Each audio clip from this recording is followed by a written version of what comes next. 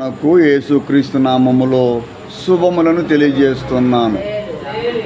ఈ సాయంకాలం మరొకసారి దేవుడు మనకి ఇచ్చినటువంటి మంచి అవకాశాలను బట్టి మనం దేవుణ్ణి స్తుతించాలి, దేవుణ్ణి కీర్తించాలి.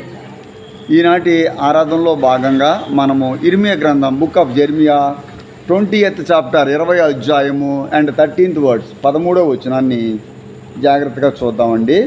ప్రియమైన వర్లారా, 20వ అధ్యాయము ఇర్మియా గ్రంథము 13వ వచనాన్ని చూద్దాము. యెహోవాను కీర్తించుడి, యెహోవాను స్తుతించుడి. దుష్టుల చేతిలో నుండి దరిద్రుని ప్రాణమును ఆయనే విడిపించుచున్నాడు. నాతో కలిపి మాట చెప్పండి. యెహోవాను కీర్తించుడి, యెహోవాను స్తుతించుడి. దుష్టుల చేతిలో నుండి దరిద్రుని ప్రాణమును ఆయనే విడిపించుచున్నాడు. ఆమేన్, హల్లెలూయా. చాలా అద్భుతమైనటువంటి మాటలు. ఇది చాలా చిన్న వచనం. ఈవెన్ చిన్నపిల్లలు చదివినా కూడా ఈజీగా అర్థం చేసుకునేటువంటి వచనముగా ఇది మనకి కనబడుతుంది. దీనిలో ఇర్మియా భక్తుడి ద్వారా దేవుడు మనతో ఏం మాట్లాడుతున్నాడంటే అండి, దేవుణ్ణి మనం ఏం చేయాలటండి? కీర్తించాలి, దేవుణ్ణి స్తుతించాలి. సాధారణంగా దేవుణ్ణి స్తుతించడం, దేవుణ్ణి కీర్తించడం చాలా సందర్భాల్లో చాలామంది పరిశుద్ధ గ్రంథంలో చేశారు, మనం కూడా చేశాం. ఎందుకంటే దేవుణ్ణి మనం కీర్తించిన రోజులు ఉన్నాయి, ఇప్పుడు కూడా కీర్తిస్తున్నాం, స్తుతిస్తున్నాం.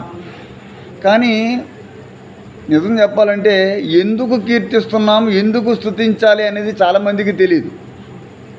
అంటే దేవుణ్ణి కీర్తించడంలో, దేవుణ్ణి స్తుతించడంలో దాగి ఉన్నటువంటి మర్మాన్ని మనం అందరము తెలుసుకోవాలి.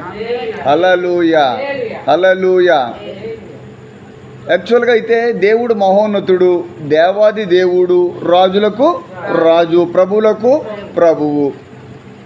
ఈ విధంగా ఆయన యొక్క క్యారెక్టరిస్టిక్స్ అంటే లక్షణాలను బట్టి మనం దేవుని స్తుతించవచ్చు. నెంబర్ 2, ఆయన చేసే క్రియలను బట్టి మనం ఆయన స్తుతించవచ్చు. ఆయన లక్షణాలను బట్టి మనం ఆయన్ని కీర్తించాలి, స్తుతించాలి. ఆయన చేసిన క్రియలను బట్టి మనం దేవుని కీర్తించాలి, స్తుతించాలి. ఇంకా మూడొక విషయం ఉంది. దేవుడు మన పట్ల అద్భుతమైన కార్యాలను చేస్తాడు కాబట్టి మనము ఆయన కీర్తిస్తూ ఉండాలి, స్తుతిస్తూ ఉండాలి. ఇక్కడ ఒక లక్షణం దేవుడు ఇర్మియా గ్రంథం ద్వారా మనకు చూపిస్తున్నాడు. యెహోవాను స్తుతించుడి, యెహోవాను కీర్తించుడి. ఎందుకు అంటే దుష్టుల చేతిలో నుండి, ఎవరి చేతిలో నుండి? దుష్టుల చేతిలో నుండి దరిద్రుని ప్రాణమును ఆయనే విడిపించుచున్నాడు. దేవునికి స్తోత్రం, హల్లెలూయా. ఇక్కడ చాలా గొప్ప విషయం. దుష్టుల చేతిలో నుండి ఎవరిని విడిపిస్తాడట? ఎవరి అట? దీనుల యొక్క ఆత్మను, దీనుల యొక్క ప్రాణమును. ఇంగ్లీష్లో ఏముందంటే పూర్ మ్యాన్ సోల్. అంటే దీనుల యొక్క ఆత్మను, ప్రాణమును ఆయన ఏం చేస్తాడట? విడిపిస్తాడట. ఇప్పుడు రైట్ను మనం నేర్చుకోవాల్సిన విషయం ఏమిటంటే, మనందరికీ కూడా విడుదల కావాలి.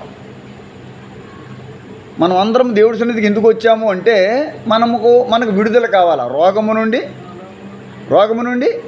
విడుదల, బాధల నుండి విడుదల, సంఖ్యల నుండి, పాపము మరియు శాపముల నుండి మనకేం కావాలండి?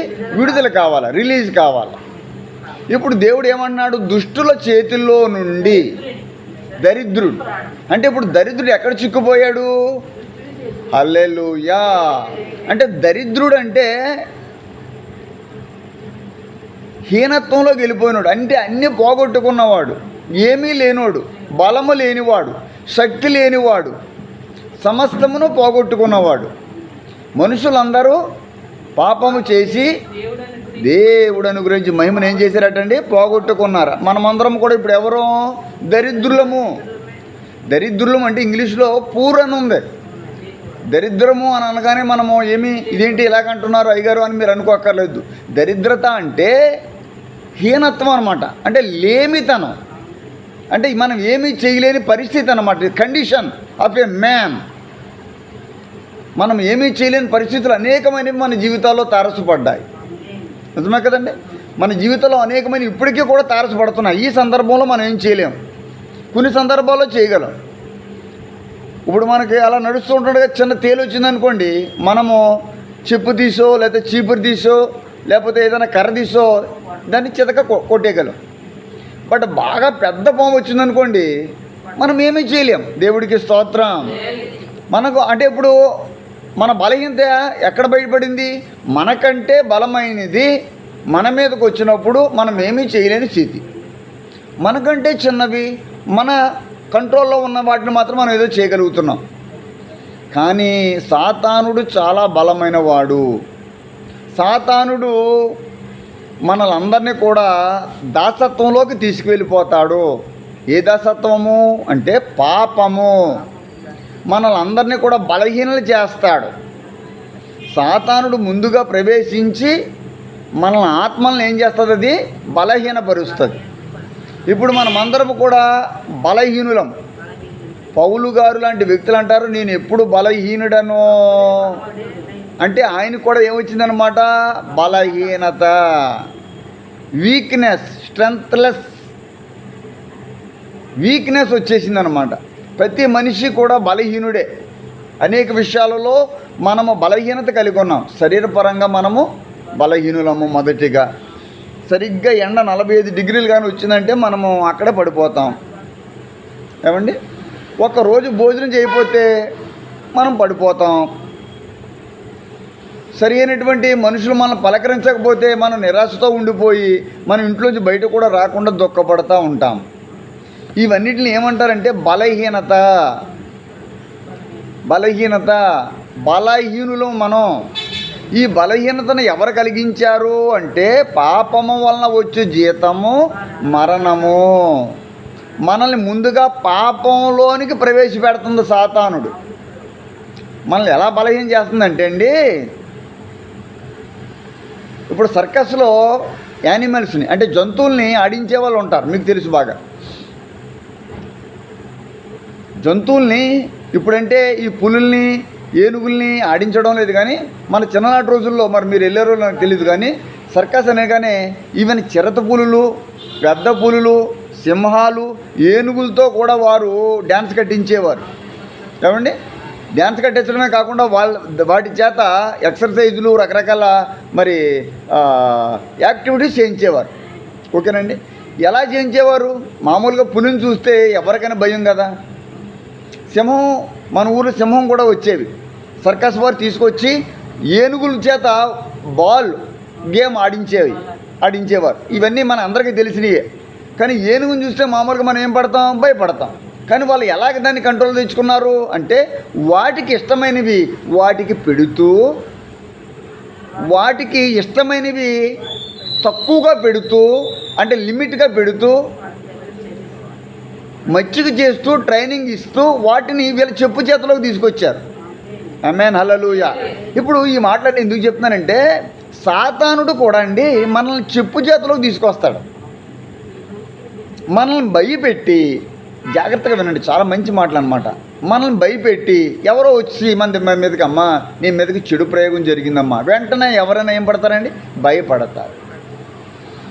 అమ్మా నువ్వు ఇలాగ చేస్తే నీకు కుదరదమ్మా, నువ్వు కొన్ని కార్యాలు చేయాలి, ఇది చేస్తే నీకు మంచి జరుగుతుంది అని ఒక ఉత్సాహం చూపించడం. అంటే నువ్వు ఇలా చేస్తే మాత్రం నీకు రికవర్ వస్తుంది, నువ్వు రిస్టోర్ అవుతావు అనేటువంటి మాటలు చెప్పడం. కొన్ని విషయాలలో మనకి లేనిది చెప్పి మనం భయపెట్టడం,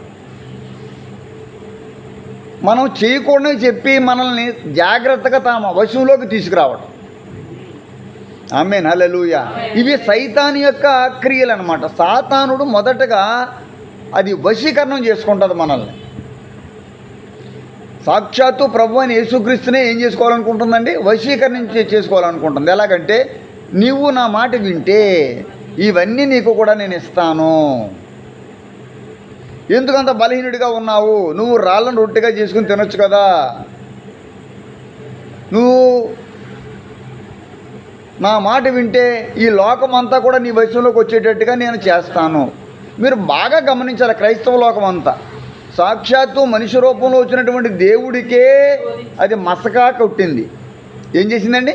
శోధించింది, బాధించింది, వేధించింది. అంటే ఆయన్ని కూడా టర్న్ చేద్దామని, కానీ ఆయన దానికి ఏం పడలేదండి, లోబడలేదు. దాన్ని ఆయన ఎదిరించారు. దేవుడికి స్తోత్రం.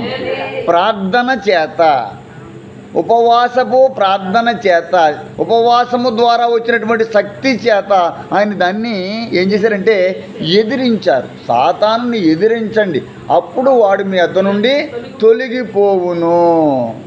హల్లెలూయా. ప్రియులారా, ఈ మాటలో ఈ యొక్క ఇర్మియా గ్రంథం book of Jeremiah 20th chapter 13th చూసినప్పుడు దుష్టుల చేతిలో నుండి దరిద్రుని ప్రాణమును ఆయనే విడిపించుచున్నాడు. అంటే దీని అర్థం చాలా రకాలుగా ఉంటుంది. విడిపించాడు, విడిపించగలడు, విడిపిస్తాడు. దుష్టుల ప్రాణము, దీనుల ప్రాణమును దుష్టుల చేతిలో నుండి దేవుడు ఏం చేస్తాడట? విడుదల చేస్తాడట. అంటే ఇప్పుడు దీనులు లేక దరిద్రుల యొక్క ప్రాణము, ఆత్మ ఎవరి చేతిలో ఉంది? ఇప్పుడు దుష్టుడి చేతిలో ఉంది, అపవాది చేతిలో ఉంది. ఇశ్రాయేలు కాలంలో, నిర్గమకాండం కాలంలో, మోషే కాలంలో ఇశ్రాయేల్ అందరూ ఐగుప్తు రాజు చేతి కింద బానిసలుగా బతుకుతూ ఉన్నారు. ఇశ్రాయేలు అందరూ కూడా దాసత్వంలోకి వెళ్ళిపోయారు. వాళ్ళకి విడుదల లేదు, వాళ్ళకి సంతోషం లేదు, వాళ్ళకి బాధలు ఎక్కువైపోయాయి. వారు చెయ్యలేనిటువంటి పనులు వాళ్ళ మీద మోపేశారు. టార్చర్ పెరిగిపోయింది. ఇది ఎప్పుడు జరిగింది? ఎప్పుడైతే యోసేపు చనిపోయాడో, ఎప్పుడైతే నీతిమంతుడైన యోసేపు కాలం చేసి ఉంటున్నారో, ఆ తర్వాత నుండి కూడా యోసేపు లాంటి నీతిమంతుడు బహుశా, యోసేపు లాంటి భక్తిపరుడు బహుశా ఆ ఇశ్రాయేలులో ఎంతమందిలో ఒక్కరు కూడా, అన్ని లక్షల మందిలో ఒక్కడు కూడా బహుశా లేడేమో. ఉండుంటే మరి రాజును వశీకరణ చేసుకోవాలి కదా. యోసేపు ఏం చేశాడు? రాజుని తన కంట్రోల్ తెచ్చుకున్నాడు. రాజు యొక్క దర్శనం యొక్క భావాన్ని యోసేపు తెలియజేశాడు. తెలియజేసినప్పుడు ఇప్పుడు రాజుగారే ఎవరి వశంలోకి వచ్చేసాడు? యోసేపు వశంలోకి వచ్చాడు. యోసేపు వశంలోకి రాజుగారు వచ్చారు. రాజుగారి వశంలోకి యోసేపు వెళ్ళలేదు. మనం సాతాను వశంలోకి వెళ్ళిపోకూడదు. మనం సాతాన్ని కంట్రోల్ చేయాలి, సైతాన్ని మనం ఎదిరించాలి. మనం లోకంలోకి వెళ్ళిపోతున్నాం, లోకాన్ని మనం కంట్రోల్ చేయాలి. లోకంలో ఉంటున్నాం, లోకములో మీరు ఉన్నారు. లోకములో ఉన్న వాటినైనాను మీరు ప్రేమింపకండి. లోకములో ఉన్నవాటిని మీరు ప్రేమిస్తే తండ్రి ప్రేమ మీలో నిలిచి ఉండదు. ఎవడైతే తండ్రి ప్రేమ యందు నిలిచి ఉండడో వాడు మరణము యందు నిలిచి ఉన్నాడు. మనం లోకములో ఉన్నాం, లోకములో మనం బ్రతుకుతున్నాం, కానీ లోకాన్ని ప్రేమించకూడదు. లోకాన్ని మనం ఎదిరించాలి. లోకంలో ఉంటూ, ఉదాహరణకి చేప నీటిలోనే ఉంటుంది. చేపలన్నీ నీటిలో బతుకుతాయి, కానీ చేప కడుపులో నీళ్ళు ఉండవు. ఈ చెరువులో నీళ్ళన్నీ చేప కడుపులోకి వెళ్ళవు, అవి తీసుకోదు. నీటిలోనే బతుకుతుంది, కానీ నీటిని ఎదిరించుకుంటూ వెళ్తుంది. సపోజ్ నీరు ఎదురుకు వస్తుంది అనుకోండి, అది ఏం చేస్తుంది? స్విమ్ చేస్తుంది, ఈదుకుంటూ వెళ్తుంది. అంటే ఆ చేప మనకి చాలా ఉదాహరణ. ఈ సాయంకాల సమయంలో దేవుడు మనతో మాట్లాడుతున్నాడు. దుష్టుల చేతిలో నుండి దేవుడట దీనులు, దరిద్రుల యొక్క ప్రాణమును విడుదల చేస్తాడట. హల్లెలూయా. అవును, ఇశ్రాయేల్ కాలంలో ఒక్కొక్క సందర్భం వచ్చేటప్పటికి వారందరూ కూడా దేవుడికి ఏం చేశారు? ఈ కష్టాలు మేము భరించలేకపోతున్నాము, ఈ రాజుగారు మా మీద పెట్టినటువంటి టార్చర్ని మేము బేర్ చేయలేకపోతున్నాము, దేవా మాకు సహాయం చేయమని వారు ప్రార్థన చేయటం జరిగింది. హల్లెలూయా. ఆ ప్రార్థన దేవుడు విన్నాడు. దరిద్రుల ప్రార్థన దేవుడు వింటాడు. దరిద్రుల ప్రాణాన్ని దేవుడు ఆలకించే దేవుడు.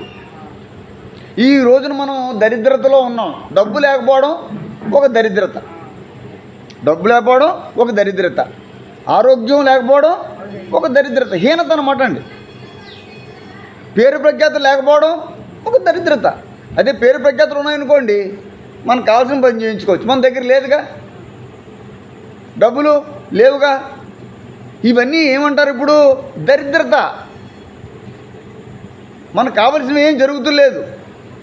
కానీ దేవుడు అంటున్నాడు, నీ దరిద్రతను ఎరిగిన దేవుడు, హల్లెలూయా, నీ బాధను ఎరిగిన దేవుడు. జాగ్రత్తగా వినాలన్నమాట అండి. నీ లోటుని ఎరిగిన దేవుడు. ఇప్పుడు మీ లోటు నాకు తెలుసు. ఉదాహరణకి నేనేం చేయగలను? What can I do? ఒకసారి చేయగలను, 2 సార్లు చేస్తాను. మాటికి నేను మీకు నేనేం సాయం చేయగలను? ఎలా? నేను సాయం చేస్తే నేనేమైపోతాను? నేను దరిద్రుని అయిపోతాను. ఉదాహరణ చెప్తున్నానండి, విమర్శనాత్మకంగా కాదు.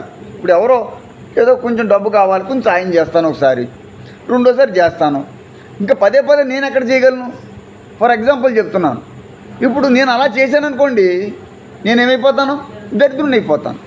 కానీ మన దేవుడు మాత్రం దరిద్రుడు కాదు, ఆయన ధనవంతుడు. హల్లెలూయా. ఆయన చనిపోయినటువంటి ఆ యొక్క శరీరం కూడా ఎవరి దగ్గర పెట్టిందట? ధనవంతుడి దగ్గర పెట్టబడిందట. ఆయన ధనవంతుడు. నా పరలోకపు తండ్రి వ్యవసాయకుడా,